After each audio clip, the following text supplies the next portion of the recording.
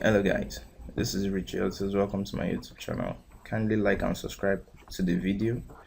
In this tutorial video, I'll be taking you guys on how to install your C++ compiler and how to run some few programs. We'll be talking about the basic programs that can be written in C++. So the first thing you have to do is to install your C++ IDE. For this tutorial, I'm making use of CodeBlocks. So this is my CodeBlocks environment. So you can go to CodeBlocks to get your C++ compiler. So the first thing I do is to run my CodeBlocks. But most times when CodeBlocks is installed, you keep getting an error message that says cannot find compiler executable in your configured path.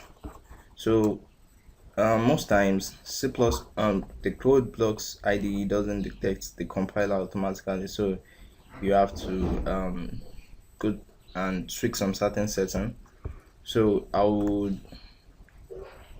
to fix that error, I'll go to settings, then I'll go to compiler on my menu bar. Then I'll select the GNU GCC compiler as the default compiler. Then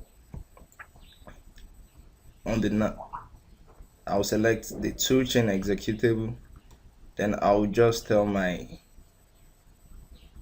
IDE to auto detect my compiler. So that fixes that. Then I'll click on the OK button. Then I can go ahead and create a new project. So a console application, and I'll give my project a title. Then the compiler is selected by default. Then I'll just click finish. So yeah, I have the main.cpp, and if I try running this program,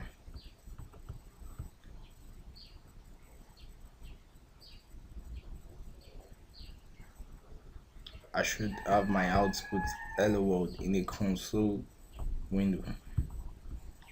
Thank you for watching the video.